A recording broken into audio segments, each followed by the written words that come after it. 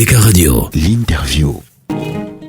Christophe Bobiokono, directeur de publication de l'hebdomadaire juridico-judiciaire Kalara. Bonjour et bienvenue à Douala. Bonjour et bonjour aux auditeurs de ABK Radio. L'information sur une situation d'injustice impliquant le ministre des Domaines, du Cadastre et des Affaires foncières, André Eyebéaïssi, barre la une de Kalara de cette semaine. Qu'est-ce qu'on doit retenir de cette affaire, Christophe Bobiokono? On doit retenir qu'on est quelque peu perdu par certaines décisions prises par le ministre des Domaines du Cadastre et des Affaires foncières, le MINCAF, au sujet, j'allais dire, de l'exécution de certaines décisions. Voilà.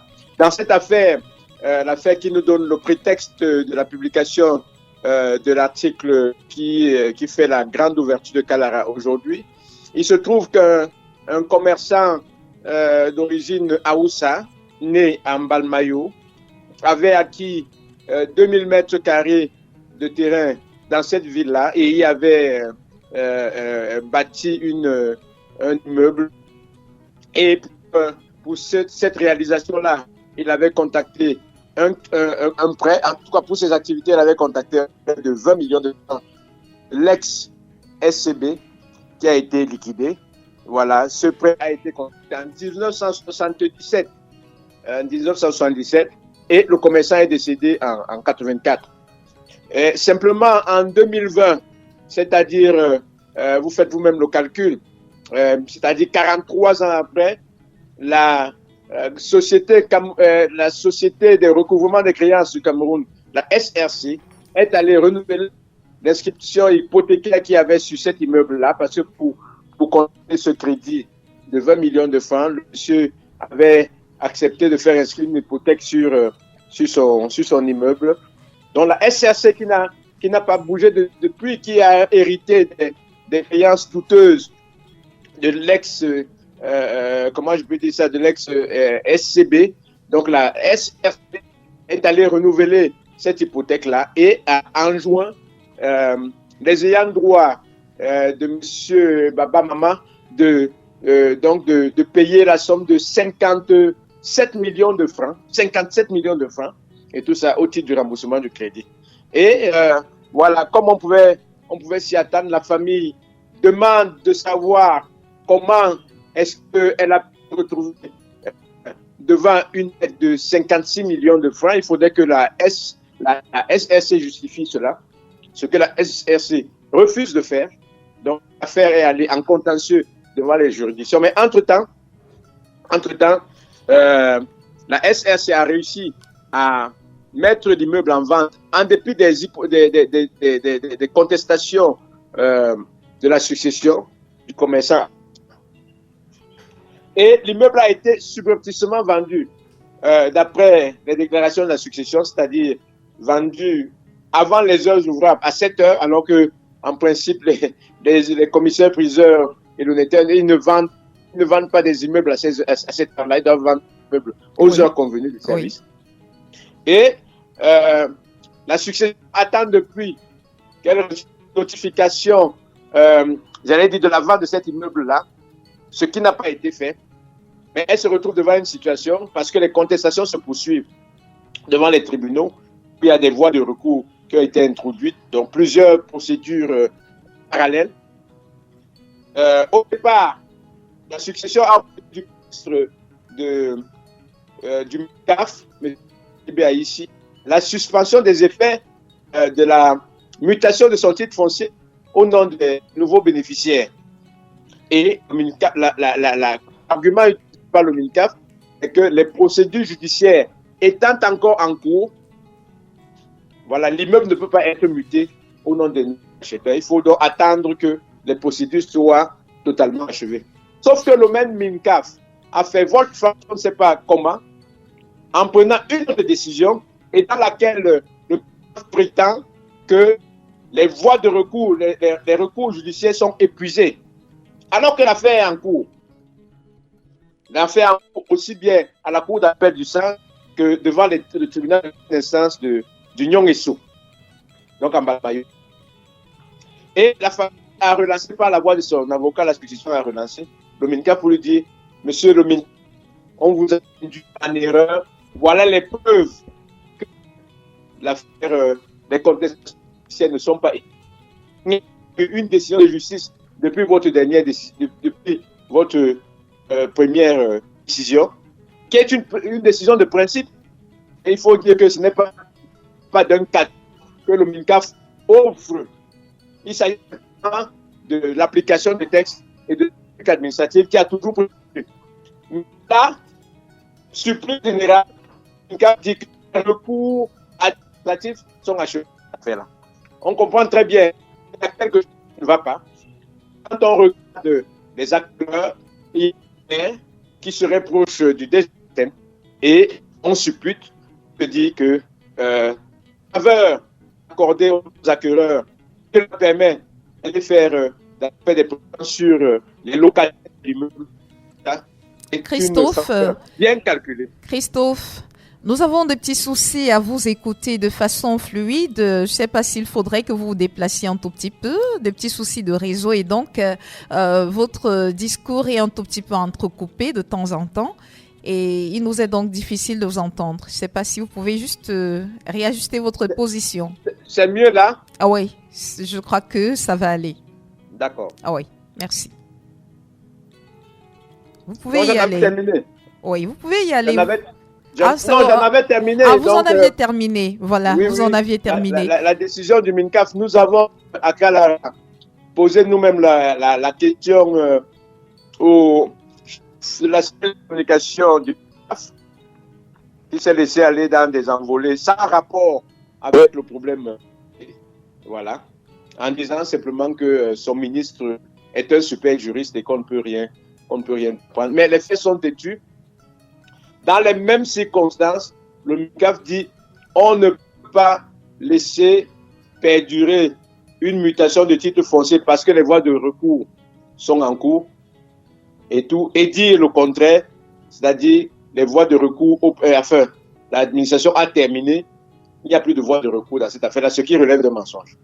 Et donc, la posture de la famille doit être laquelle actuellement? La famille va poursuivre ses procédures judiciaires. Elle doit poursuivre ses procédures judiciaires en tirant que les abus, parce que cette situation peut déboucher un abus.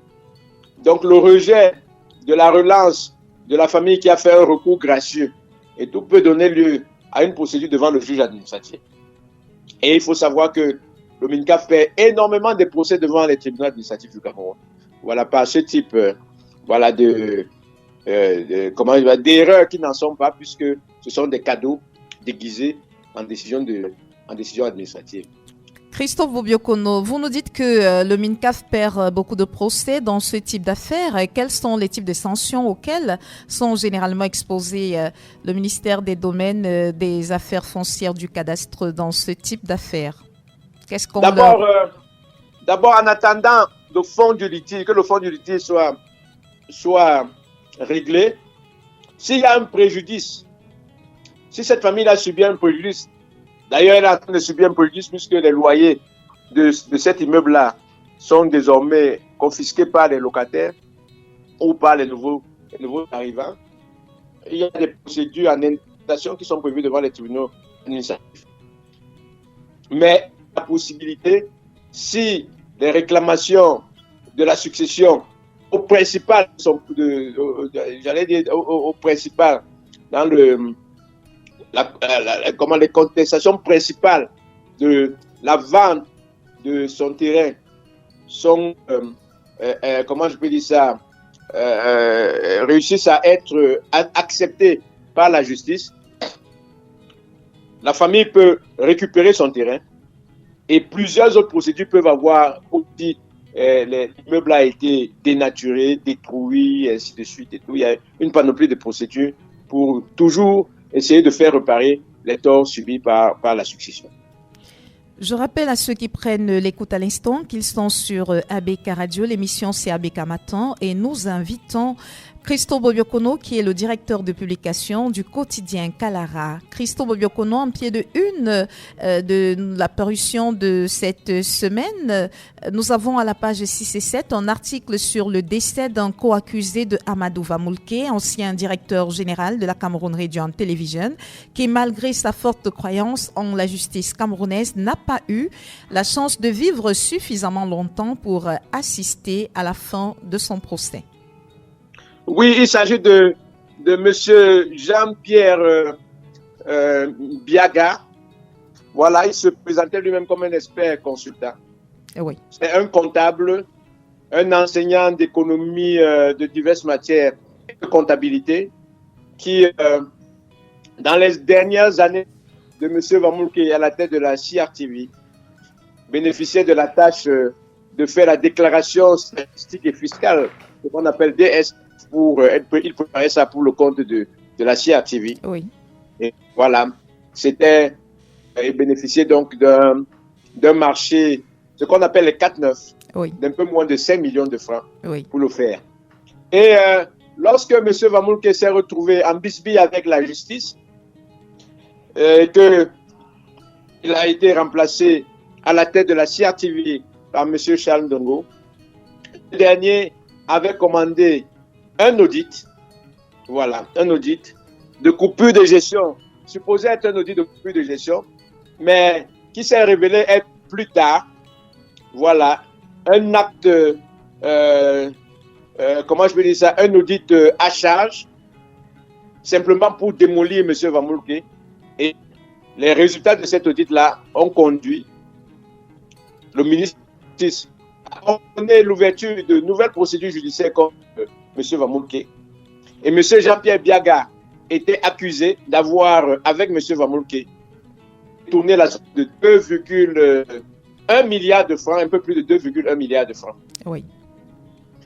Et voilà, M. Biaga, depuis 2004, était installé au Canada avec ses enfants, sa famille, a reçu une convocation corps des officiers de police judiciaire du TCS, a accepté de payer son avion depuis le Canada pour venir s'expliquer devant le TCS. Oui. Est reparti à Montréal où il vivait, a reçu une deuxième convocation, a payé de ses poches le billet d'avion pour venir au Cameroun alors que rien ne lui obligeait et s'est retrouvé incarcéré. On a inculpé M. Vamoulke pour de prétendus détournements de la somme d'une somme voisinant 25 milliards de francs CFA. Sur la base d'un audit réalisé par un expert comptable assez curieux. Voilà, M. Bella Bellinga, Eugène pour ne pas le nommer. Mais il se trouve que ce qui était comme un détournement de deniers publics était simplement une opération comptable bien connue, de clarification de la situation de comptabilité de la CRTV qui avait permis à cette dernière de mettre hors de son bilan des créances jugées douteuses pour donner une image fidèle justement aux finances de la CRTV. Et c'était une opération par le conseil d'administration suivie par la commission financière qui joue le rôle de commissaire au compte du commissaire au compte au niveau de la CRTV, entériné par le conseil d'administration, exécuté par le directeur général de la CRTV et tout.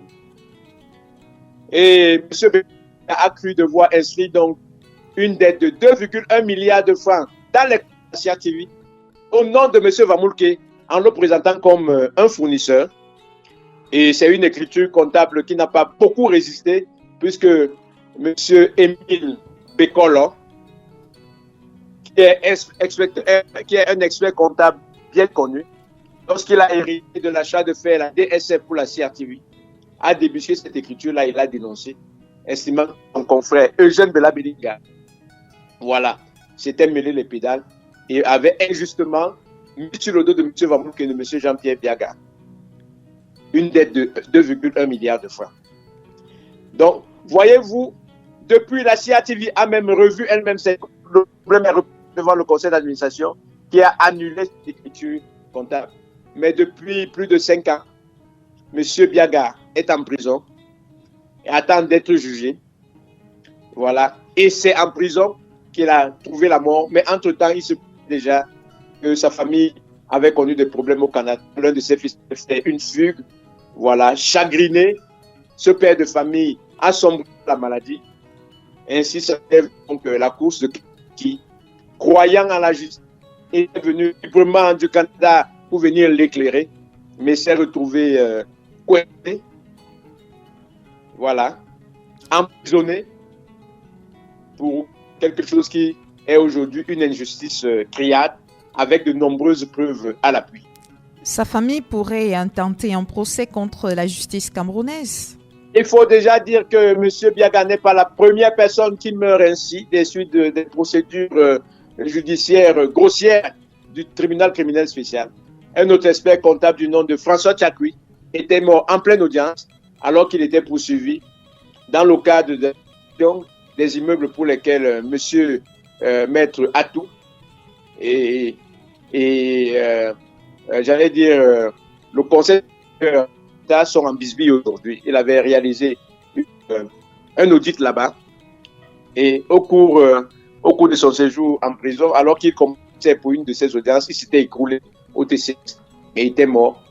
L'ambassadeur Jérôme Mendouga, comme M. Tchakui était venu de l'étranger, ancien ambassadeur du Cameroun aux États-Unis, et avait été lui aussi interpellé dans le cadre de l'affaire Atangana Mebara, et il était mort.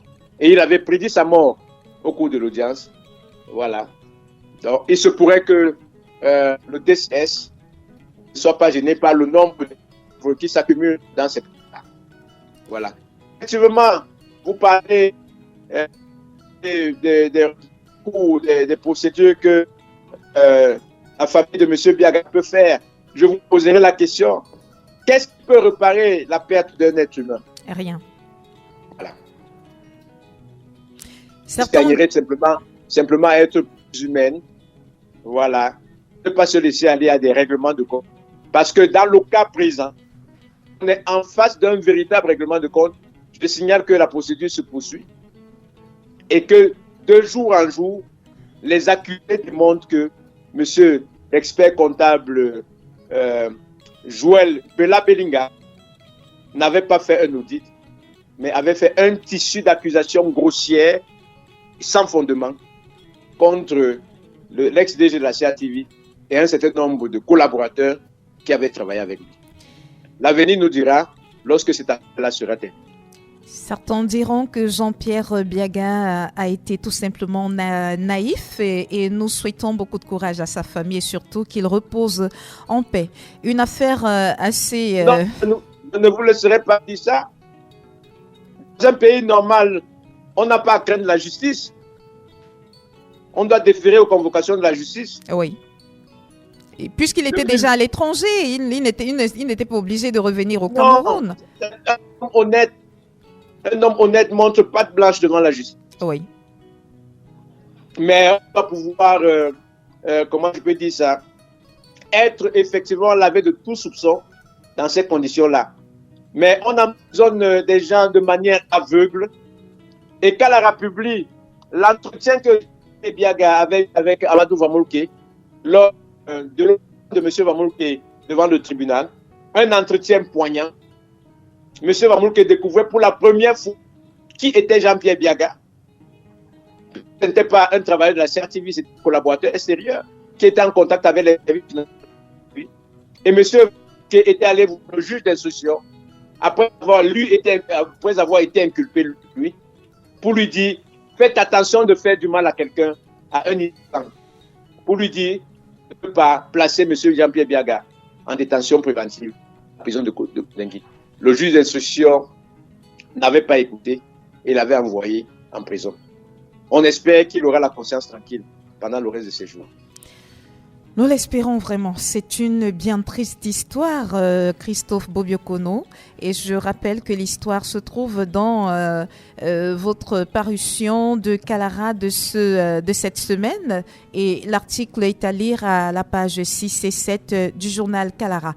Une histoire d'infidélité, Christophe Bobiokono, nous intéresse. Le maire Biina Efila de Yaoundé 4, pris en flagrant délit d'adultère et de bigamie. C'est une affaire qui se trouve au tribunal. C'est dire que les femmes peuvent, pour infidélité, intenter un procès contre leur mari. Christo Bibiokono. Tout le monde peut dire ça, subir l'infidélité. Toute personne mariée, tout à fait. Les hommes comme les femmes. Tout à fait, tout à fait. Et voilà, et dans cas d'espèce, M.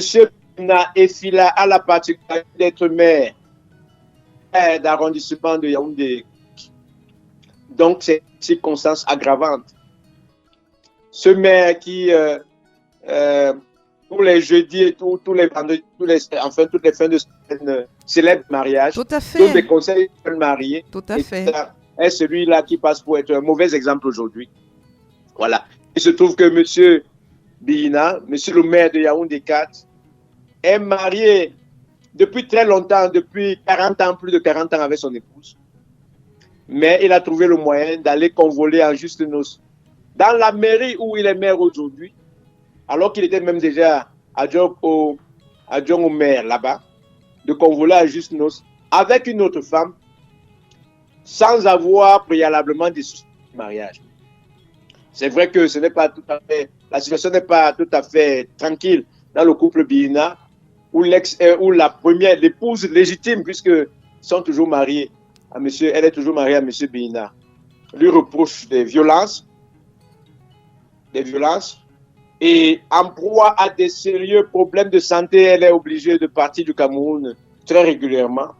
Elle estime que, voilà, sa famille peut la prendre en charge, mais son mari ne s'occupe pas de ses soucis de santé, mais c'est à cause de ses absences répétées, parce qu'elle a au moins 4 rendez-vous très très prolongés en France tous les ans, 4 rendez-vous au moins tous les ans dans les hôpitaux, et s'est donc entiché d'une nouvelle femme et a célébré son mariage avec pompe à la mairie de Yaoundé 4. Simplement, les photos ont circulé, les vidéos ont circulé, et l'épouse a fait constater, avec une ordonnance judiciaire, l'existence de l'acte de mariage entre son mari, encore marié, elle, sous régime monogamique, j'imagine. Sous le régime monogamique. Et même un polygame peut être poursuivi. Il peut être poursuivi pour adultère. Et dans le cas d'espèce, il y a l'adultère et il y a la bigamie parce que le régime matrimonial était la monogamie. Voilà. Et je me suis posé la question de savoir, puisque les faits doivent remonter à il y a 3 ans, 4 ans, constat. Mais qu'est-ce qui se fait pour que l'épouse ne choisisse qu'aujourd'hui, avril 3, pour porter plainte à son mari? Elle estime avoir été provoquée parce que son mari a introduit une demande de divorce contre elle et elle a l'impression que le maire a de l'ombre, la justice n'a d'oreille que pour lui. Pour cela, elle a décidé donc de poursuivre son mari au pénal. Ce risque 2 ans de prison s'il est déclaré coupable. Et de toutes les manières, la flopée des preuves, elle peut être constatée. Ces preuves-là peuvent être constatées par toute personne qui y a accès. Christophe Bibiokono, en dehors des 2 ans d'emprisonnement, que risque écoper le mari? Est-ce que ce mariage peut être annulé, ce deuxième mariage? Bien sûr. Bien sûr. Mais l'épouse légitime n'en est pas. Elle veut d'abord faire sanctionner. Si on sanctionne la bigamie, nécessairement le mariage sera annulé. Oui. Le mariage annulé, avec des conséquences qu'on peut imaginer. Le couple est marié sous le régime monogamique et communauté de biens. Oui. Et la dissolution du mariage peut conduire à la liquidation de la communauté. La dissolution du premier mariage ou du deuxième mariage? Le premier mariage, le deuxième mariage peut avoir aussi sa communauté. Ça, c'est autre chose. J'ai oublié de vous signaler que M. Bina Efila a fait 6 enfants avec son épouse. Oui. Majeurs aujourd'hui. Mais que ces derniers ont des problèmes, sont éloignés un peu de leur père, simplement parce qu'ils n'ont pas pris les causes pour lui. Lorsque son épouse demeure de répondre devant la justice. C'est une affaire de famille assez triste. Et pour le cas de M. Biina, qui a célébré son mariage, lui-même il a fait, ou alors c'est ton collègue qui l'a fait? Il serait célébré soi-même son mariage.